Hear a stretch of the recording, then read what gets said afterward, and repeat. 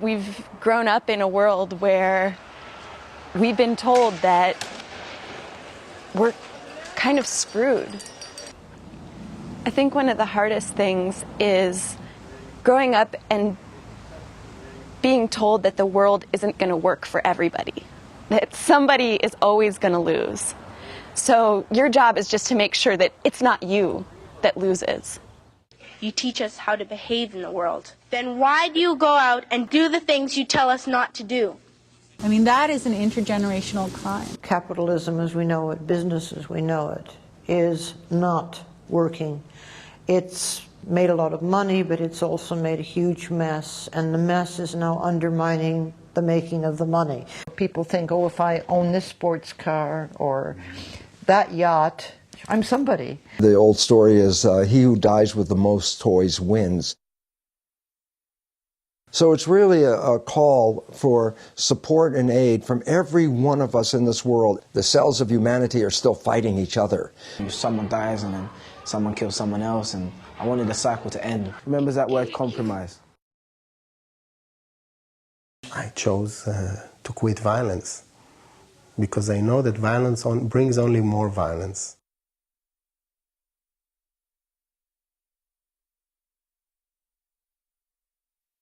What's evolving now is our consciousness, and what we're really evolving is into another form of humanity. The central plank of both quantum physics and spiritual intelligence is this notion of holism. It's the survival of all of us, or there's no survival at all. We want a world that works for everybody, and somewhere we know that that's possible. In some ways, the revolutions that are happening, the chaos that is occurring, is to be welcomed. There was enough corruption in Egypt, I think, to feed the world. We're breaking down the old systems so the new can come into being. People merged together from all classes in all districts. They got to know each other, they exchanged phone numbers, they got organized.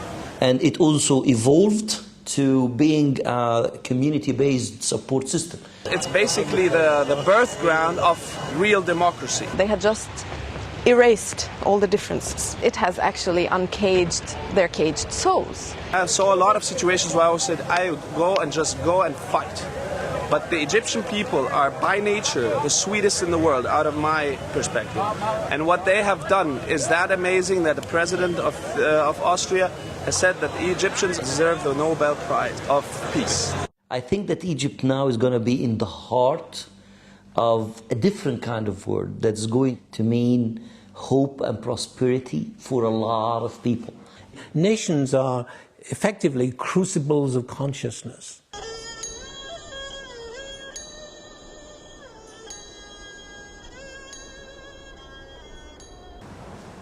The world changed beyond recognition. In China, the young people feel very strongly about the necessity to do more for the world. You know, the concepts, the democracy, human rights, it's from the West. The world is facing many challenges, but the mindset is still in the past. To my mind, the destiny of mankind in the 21st century will be determined by this competition.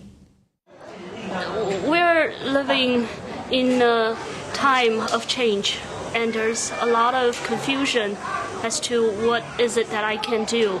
There are a lot of inequity that the world seems to be so vast beyond me, the environment, the social equity, things that are happening here in China, and how the world is seeing China beyond just this new rich, this wealthy country. I mean, it's very hard to say, is the world getting better, is the world getting worse? It probably is getting worse. It's a world that needs guiding values more than it ever has. I started asking the children to brainstorm what fairness meant to them, what type of words they could think of that related to fairness. I'm a firm believer in that children with a good values base will do the best they possibly can academically. One of my favourite values is respect, because that outlines basically everything that you do. It's in all of the other values. It's I have to say it's the first one you have to learn. We human beings who are soft-wired for empathic distress, is it possible we could actually extend our empathy to the entire human race? If it's possible to imagine that, then we may be able to save our species and save our planet. Where are the philosophers of mind? Where are the philosophers of soul? Where have they all gone? We need them. No matter how old you are, you shouldn't lie. It's not honesty. Once upon a time, there lived an emperor who was so insecure he spent all his time obsessing about his clothes. People want to be CEO, they want to have the corner office. It's about status, it's about who I am, look at me, I'm doing well in the world. It's all about my ego. Yes, I agree! Oh, sir, thank you. The emperor realised he had a choice. He could admit that there was nothing there, or he could pretend to see the cloth and keep his status. Dad, why's not wearing any clothes?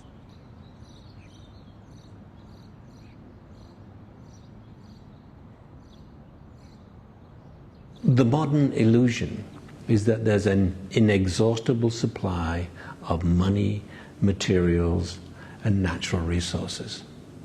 And we know that's not true.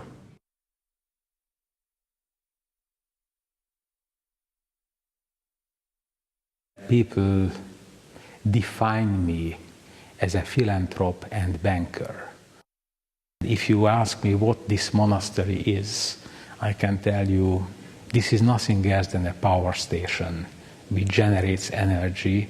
Many of us who are in business, who are in the possession of the energy of the money, we have to help and serve.